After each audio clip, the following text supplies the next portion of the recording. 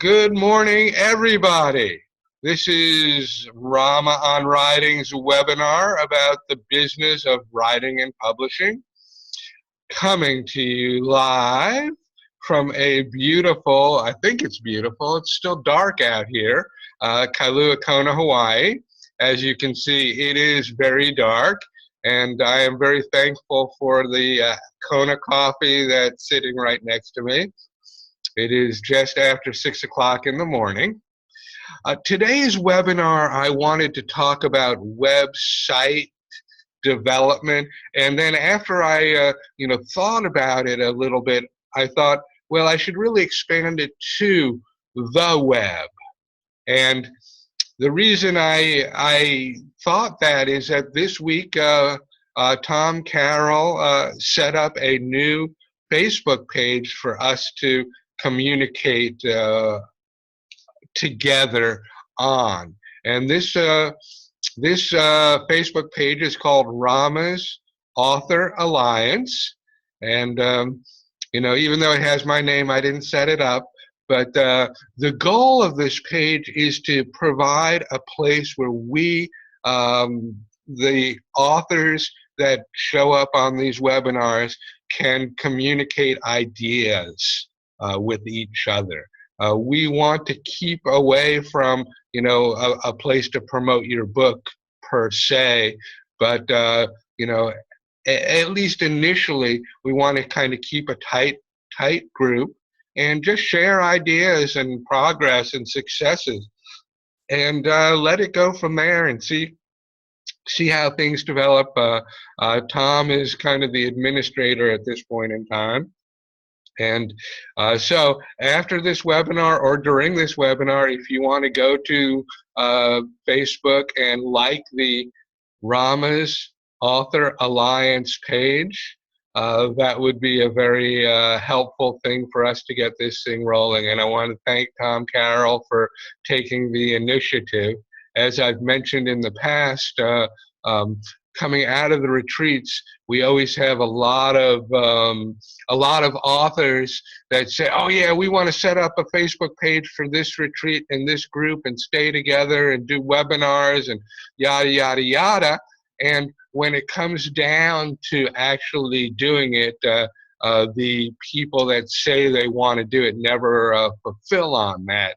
So I think that that's one of the real components about the web, that we need to work more than just set up a website, set up a Facebook page, set up a Twitter account, set up a Pinterest, set up a Google Plus, set up a LinkedIn account. We actually need to work the system.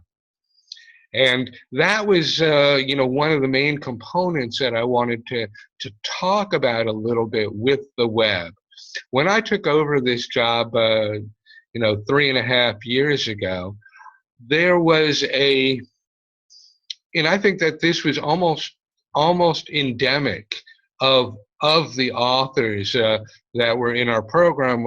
It was a feeling that you could write a book, you could publish a book, you could put up a website, and you could sit back and you would sell books just automatically. And I think that a lot of authors were hugely disappointed as the result of that is, kind of obvious. It's not gonna sell hand over fist no matter how good your book is. And so I've made an effort over these years to, have the authors look at their writing as a business, as a career, whether it's a hobby business, whether it becomes a mainstay business, that truly is up to the author. And, I look at mine as a hobby business, but then I kind of looked at the bike shop as a hobby business as well. So, I think I've redefined, business and career. There was a quote from somewhere that, and I'm trying to remember where, I can't remember it. It says that, well, if it was meant to be fun, it wouldn't be called work.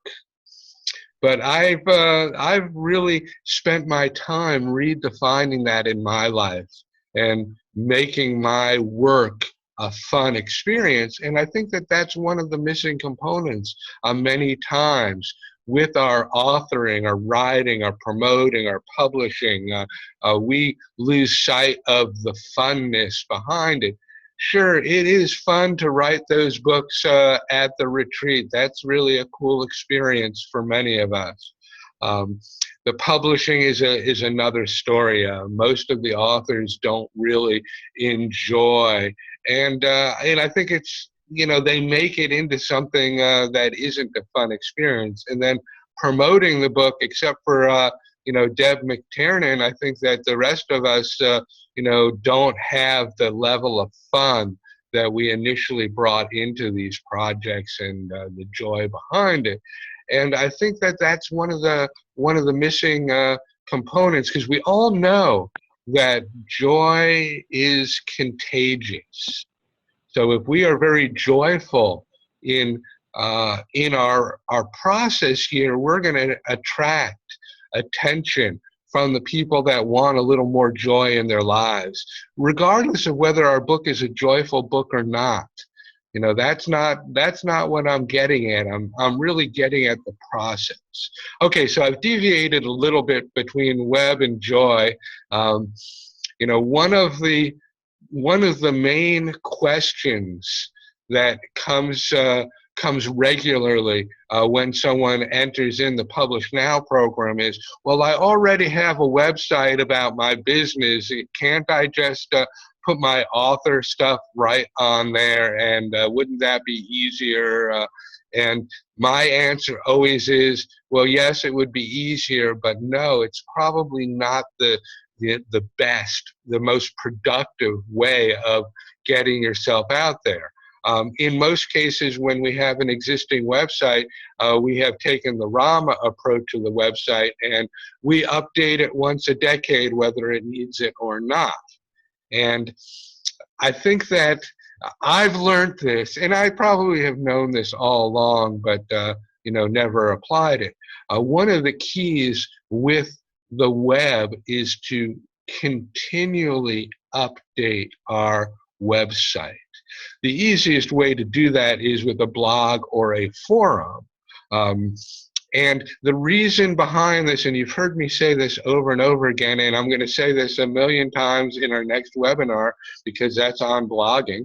The reason for this is that every time we add a post to our website, the Google search engine spiders view our website as being active. They go out there, they check our website, and it gets re-ranked. So when we do post to our blog, we want to be careful and how we do that, and what we add to it, and how we add it to that. We're going to talk a little bit more detail about that in the next hour. But the point being that we really want to look at our website as an active entity. Now, the reason why I wanted to expand to the web itself as opposed to the website is that kind of following in the line of what Tom Carroll did, is setting up web pages on Facebook is a very helpful component, because again, it's an active action. And maybe those posts on Facebook will come up in the Google search. So again, having those posts, when we post a picture, for example, a lot of times that picture has a numeric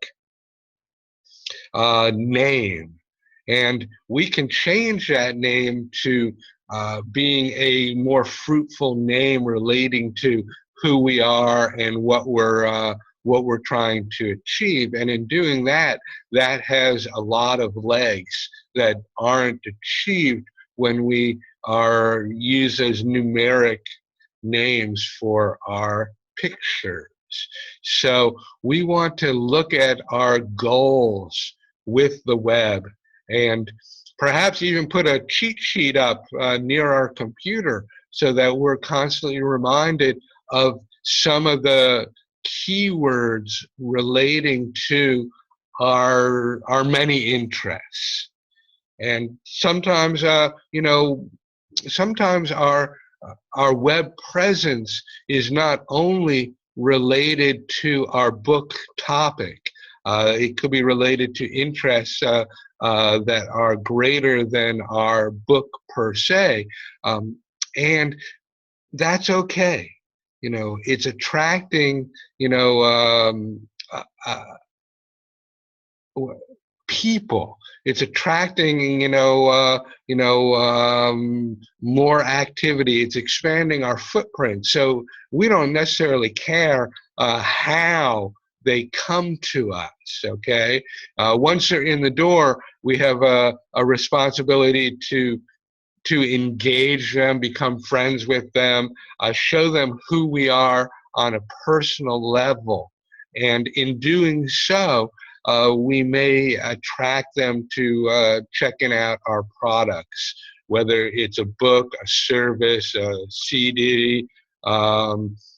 In the old days, and I think that this is still quite apparent on the web, there's something called an informational website. And on those websites, there's no way to purchase anything.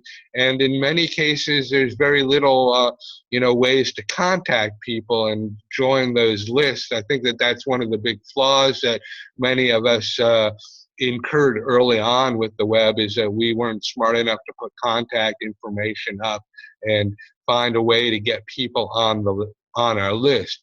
So our goal relating to websites is to gain contacts. Okay, it sounds kind of like maybe deceptive or maybe inane even.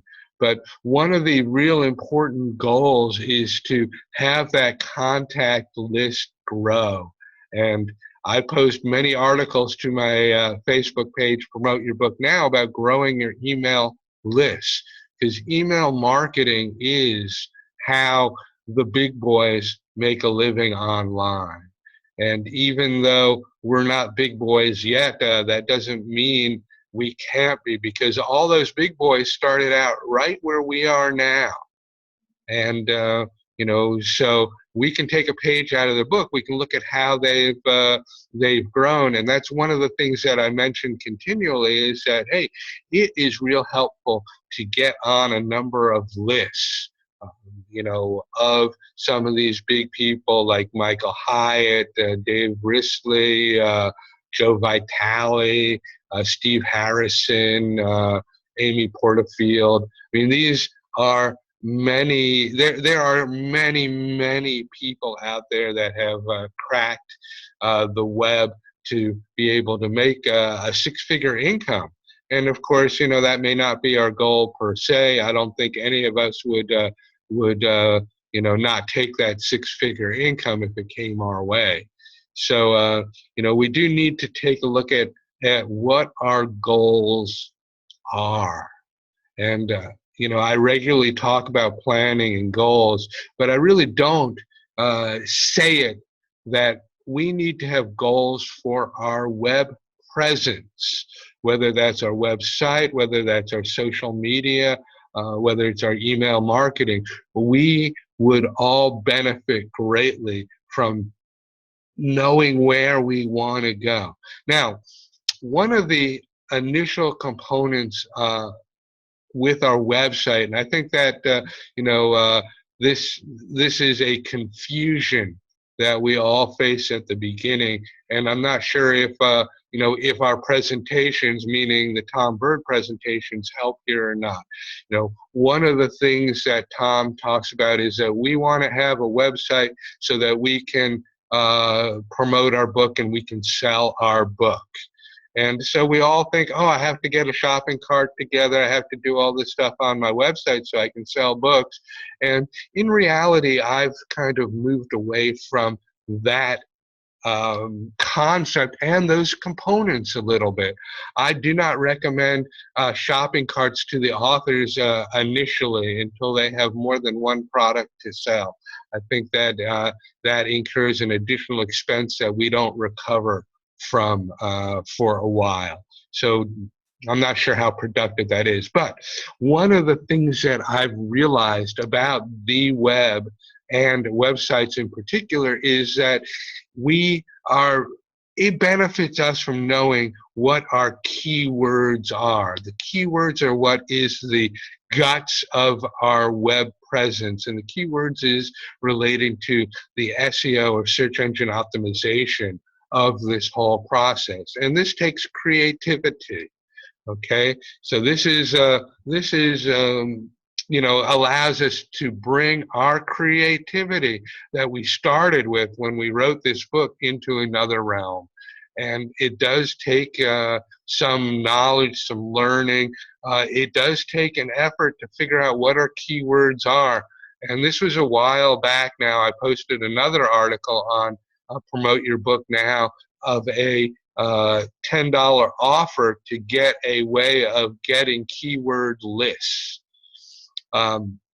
So one of the components, and this is available in many places on the web, you can use my friend Google search to find this information out. And I think that we'd all benefit greatly from having an idea of what keywords we can leverage to bring people into our world, our online world.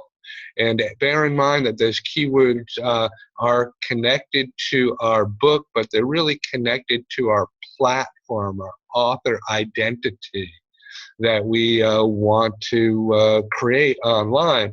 And that identity can be very wide. And, for example, my first book is about mountain biking. My second book is about Hawaii. Those two things are vastly different. So in my structure of the website, I have pages that are relating to Sedona mountain biking, to mountain biking. I do have web pages that will be devoted to Hawaii, Kona coffee, which is part of Hawaii.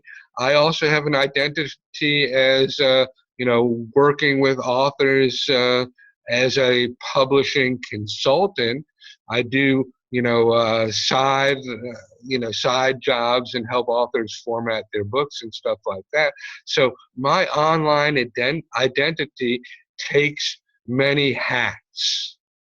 And that was one of the components I wanted to talk a little more about, was how I view structuring a website. And this is a little bit different than just an author website and the vision that Greg conveys to all of us. I've kind of, taken it a step further. And some of this has been a result of actually building websites in the past and understanding that the makeup of a website is based on, the makeup of a web page is based on keywords. Okay, so, for those of you who don't know, number one, a website is looked at in that business organization chart component. Okay, one of the very important keys to understand is that Google search spiders only go 3 pages deep. So if we continue to grow our website linearly, we are essentially wasting our effort. So we have to kind of grow in a horizontal fashion and work off of that. Now, one of the other components that we've spoken about over the last year was turning our website into a portal. And when I say a portal, what I'm getting at is if we can create reasons why someone would come to our website to use it as a doorway to go to other websites, well, then we've got them on board. Now, one of the things we want to make sure is that we wait until our second or third tier of pages before we connect to an outside website. And that is a very, very important component. Now, when I say portal, what I'm really getting at here is that if, and it's easy for me to use Tom Pitts as an example. Okay, Tom has written a book about veterans. He is a Vietnam vet, and he can leverage that genre, that segment of the population, and he can go search the internet for other websites that he finds helpful in his major topic of what it's like to actually be a soldier and some of the impacts on the person. And so he can link to those other websites, and the goal being that, well, gosh, I found this great website that Tom Pitts put together, and he's got all these links. And so what tends to happen is that many people won't bookmark those links per se, but they'll bookmark the page that Tom has on his website that links to all of these other websites. And one of the things that Google somehow figures out, and you say, oh, how does Google know this? Well, Google knows about every breath that we take, gang. So Google and Amazon know a lot more about us than we want to really admit. So if someone bookmarks Tom Pitts's page, the Google search engine spider gives him brownie points for that, so that they rank his website saying, oh, this website is really a useful website. So it will rank it higher.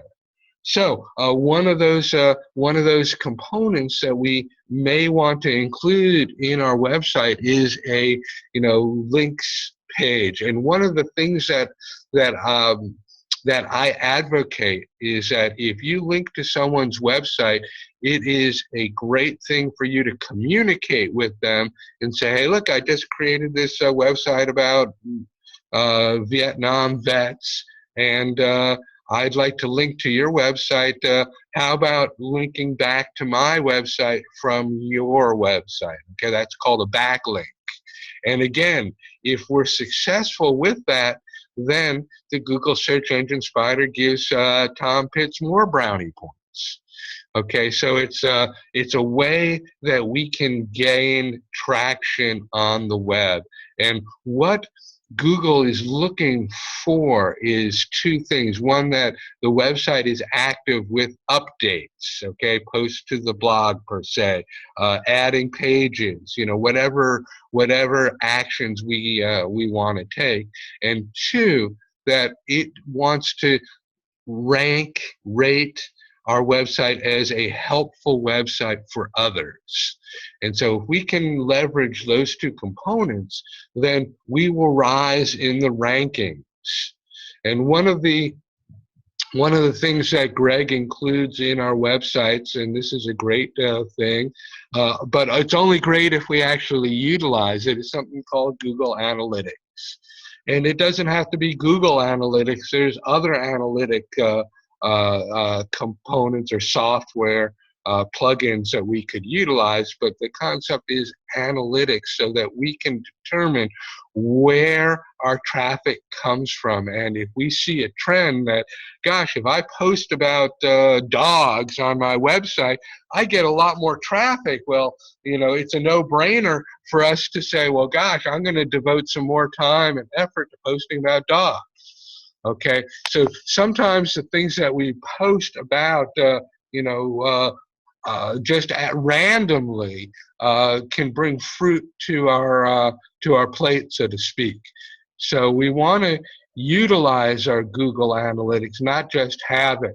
And for those of you who don't know what I'm talking about, Google Analytics is a code that's attached to your website. Greg puts that on our website, and what that does, it allows us to go into the analytical software dashboard and look to see where our traffic comes from. So when I refer to traffic is people clicking on our website, visiting our website, we can determine that it comes through a Google search, or it comes through a post that we made on someone else's website, or it came through a post we made on Facebook, or it came from a newsletter that we sent out to 100 people. Whatever, wherever those clicks come from, that is what Google Analytics tracks. And so we can experiment with different types of posts. Obviously, if we have posts that require an engagement from an audience, then we're probably going to get more people clicking into our system. And that's always been one of the key components with social media, is that we don't necessarily just want to post great stuff. We want to develop a way of getting people to make comments. And one of the people that I've used as a social media guide, especially a Facebook guide, is a gal named Amy Porterfield. And she is continually doing free webinars on, how to work Facebook. So I consider her one of the Facebook gurus that I check out periodically. I definitely register for a lot of her webinars, and I never attend them. I bear in mind, again, I say this over and over again, that I'm not advocating that you pay for any of these programs from these people. That's totally your choice. All of that is great. You would certainly benefit from those programs if you fulfill on them, but I think it's a human nature to sign up for those kind of things and then never take advantage of them. I know I fall into that trap over and over again. So most of these people provide a ton of free content, and that free content is more than enough for us at this point. Excuse me. So that's what I'm advocating, is their free content that they provide. And I do that for two reasons. One, the free content is very helpful for us to, to grow our digital marketing. And two, looking at how they do this is the way of email marketing. And we really want to emulate this kind of concept, somehow apply these techniques to our own individual marketplace. And the way you do that is you give free content with a very high perceived value. And then the goal is to let them have an option. So this is how platform development is done, is that you provide a teaser for your platform and then say, and since you came to my website on this day, I have an offer for $19.95. It's usually $17.97 or something like that, for a more advanced program, or a free PDF download of the best mountain bike skills for trying to do tough technical climbs, or something along those lines, something that people are willing to pay something for. And one of the real goals in this sort of game is to create a list, the 10 best things for bloody bloody bloody. okay? And to sell that list for 99 cents or 25 cents or something like that. And of course, that's a free download. And all the people need to do is provide you with an email address. And then you've basically, got their contact information. A lot of times it's a free giveaway. Okay, this is my top 10 movie list and why I love these movies for this 2014. And, people will provide you with their email address to get that free download. Okay, and then as you get deeper and deeper and you make this connection with people, you can provide them more content that might, in fact, have a fee attached to it. And that's how this game of email marketing is done. And, some authors choose to release books that way, chapter by chapter, just like the old radio shows. And in doing that, they may charge $1 per chapter or 50 cents per chapter or something like that.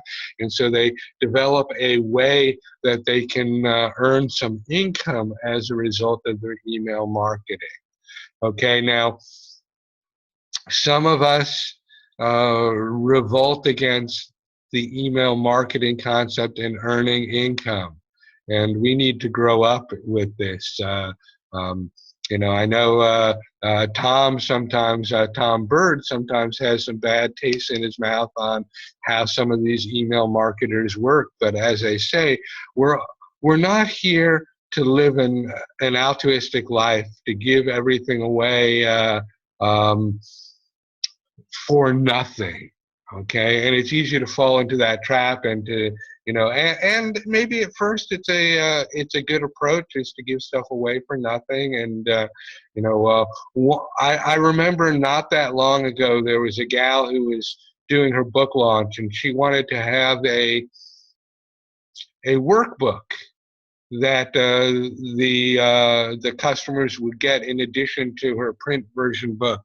And she initially, in conversations with her, she said, well, I'm giving this book away. And my first question is, well, have you set it up so that you will get an email contact as a result of giving something away free? And she said, oh, no, I want to make it easy for people. Well, all that is fine and good, but if they really want it, giving an email contact is not a very hard thing to do. So we kind of need to step away from these concepts that we may have, is that we burden somebody by asking for their email content, or we're not worthy enough to ask for $3.99 for our ebook, or whatever it is. I think that many of the many authors, many people are shy away from the actual fact that we are marketing a product. We have a product. We are worthy of getting some level of compensation for our product. So that is one of the big conflicts that I think authors have in particular when they set out on marketing and promoting their product. Okay, with that said, I'm going to shut up and open up the forum for questions and comments. So you are all able to unmute yourself. If you can't figure out how to do that, just wave your hand at me and I will unmute you and allow you to speak. So anyone have? Okay, Leland's raised his hand. I'm going to unmute him here. How you doing, Leland?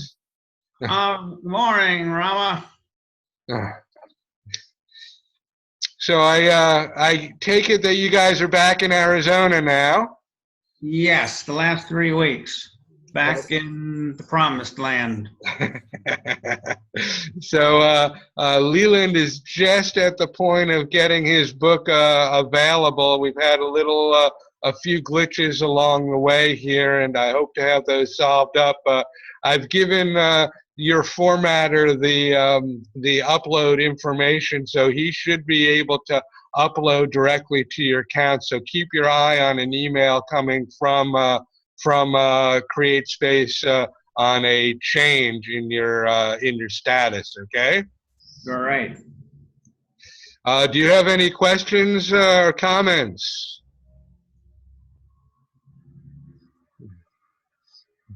Or that may have been what you were interested in finding out, where your status was.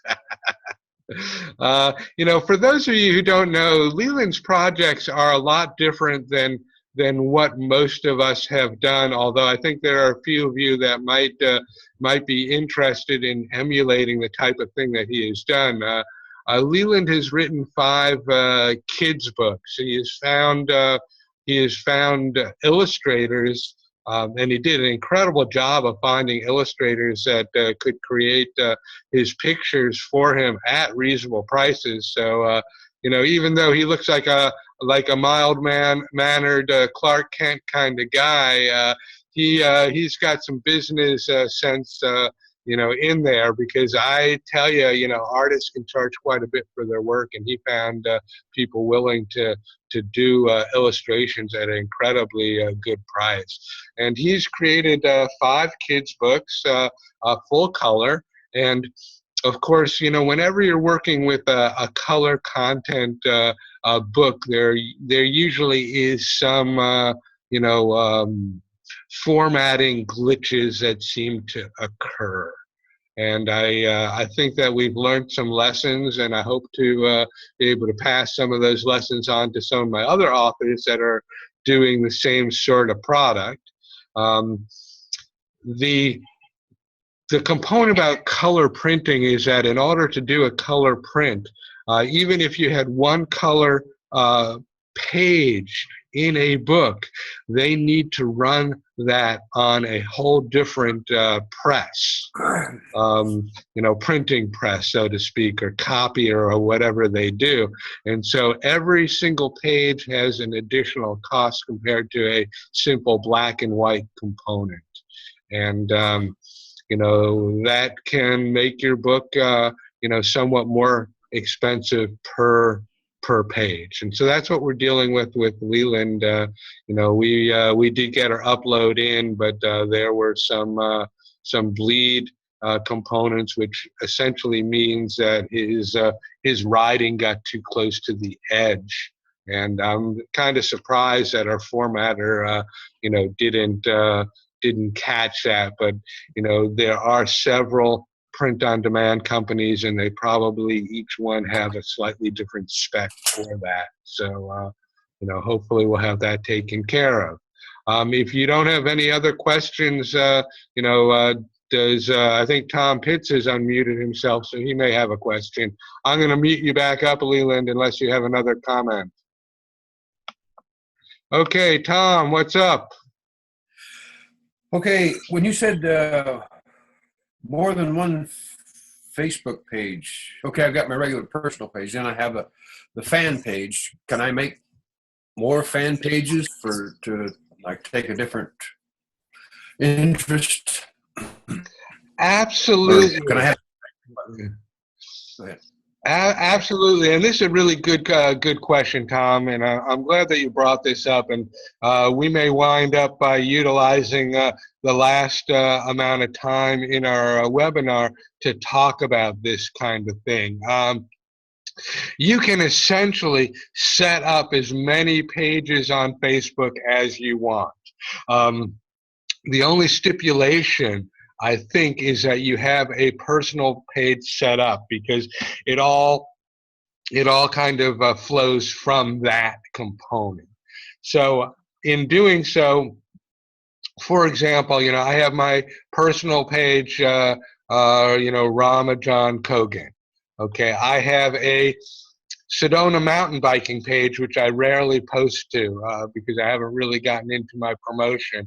I have the page that I seem to post most to nowadays is my Promote Your Book Now page, which is a page that I just post articles on that I come across or that people send me. I know Amy Dean, who's not on board today, I don't think, has posted a bunch of given me some articles that I've missed or haven't posted, and those have gone up on the page. So you can set up 1 million Facebook pages. Okay, the real component behind this, Tom, is you by setting them up is one thing, but in order to make them work for you, you need to post to them.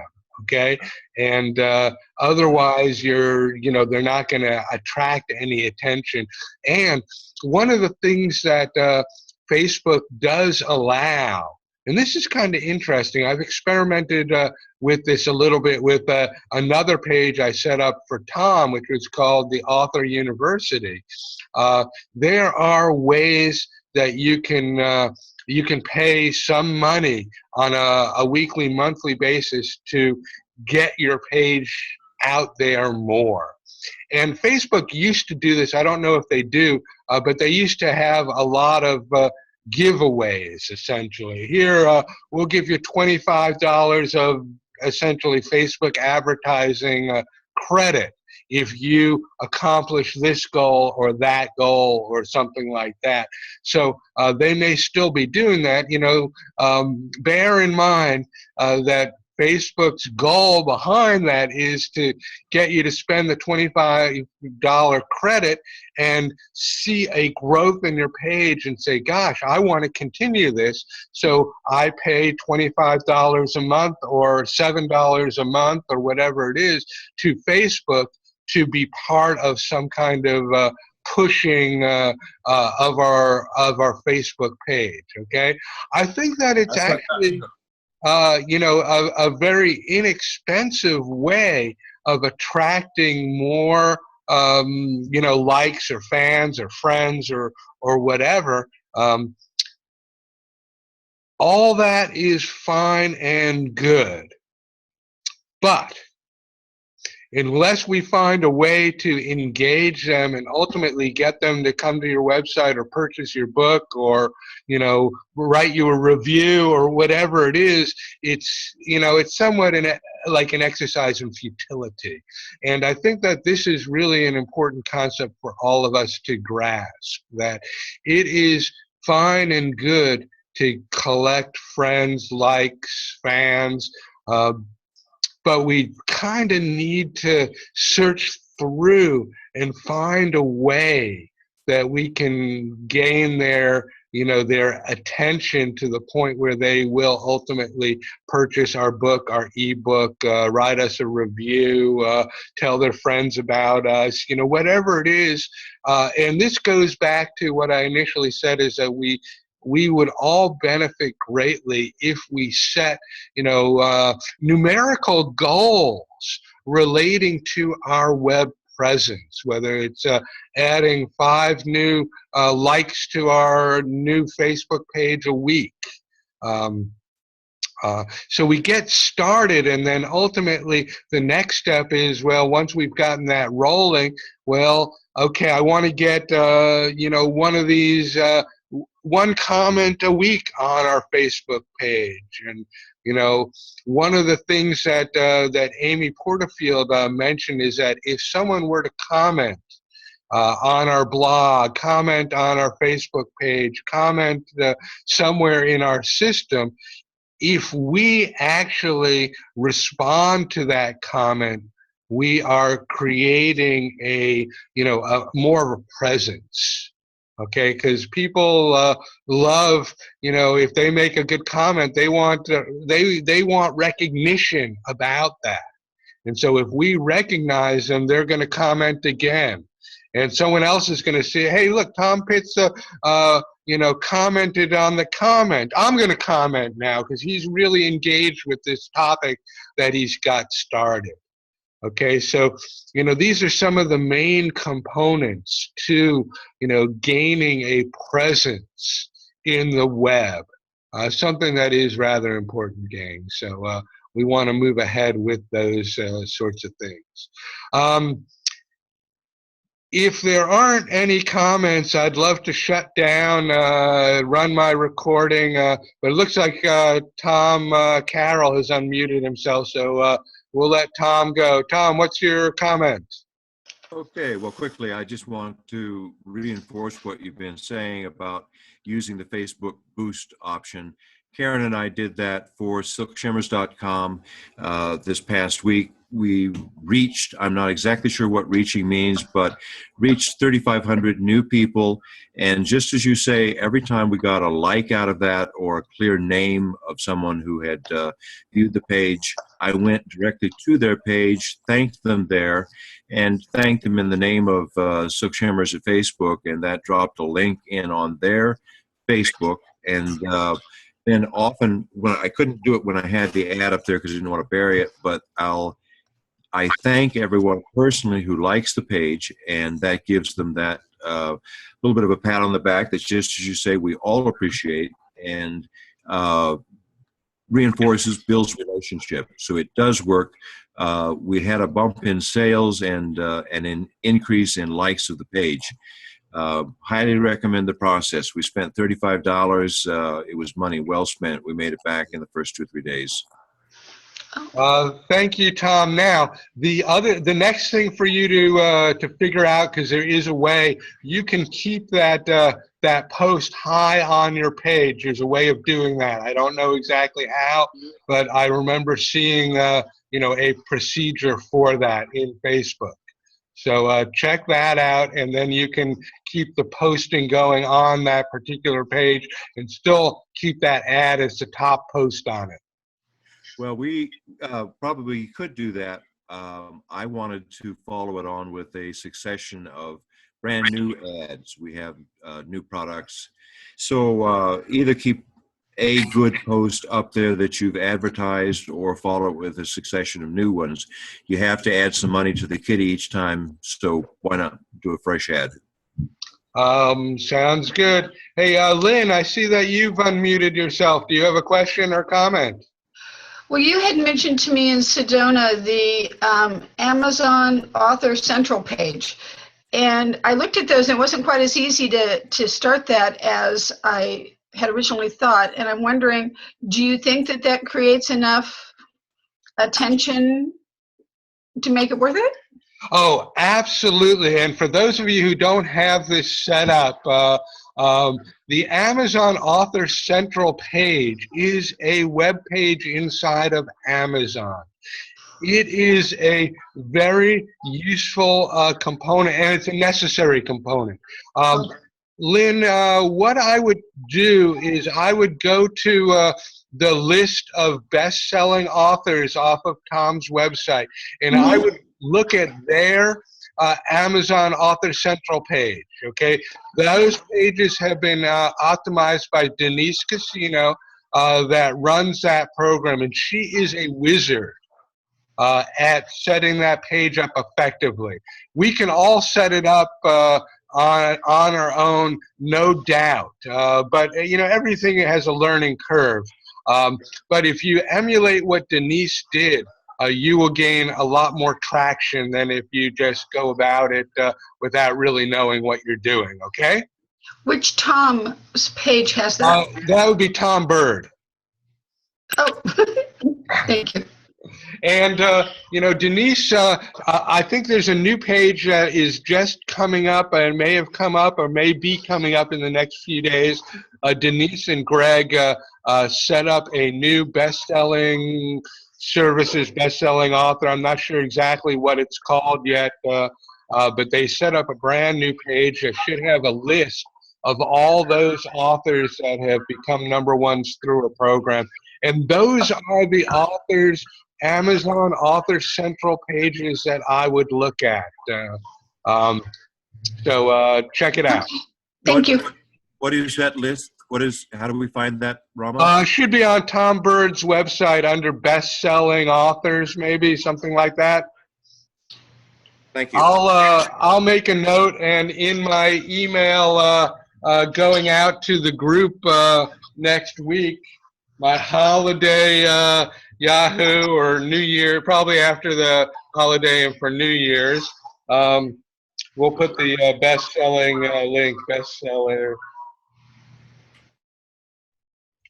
and send it. Okay, gang, it's 10 o'clock. I have to move on to the next webinar. This was our last webinar of the year. I will not be back until the second week in, it's actually the third week in January. So everyone have a great holiday. Bill, the next time we speak, you'll be in Florida. I'll still be here in Hawaii, though. Everyone take care. I'll see you in a moment on the other webinar. Okay. Bye, everyone.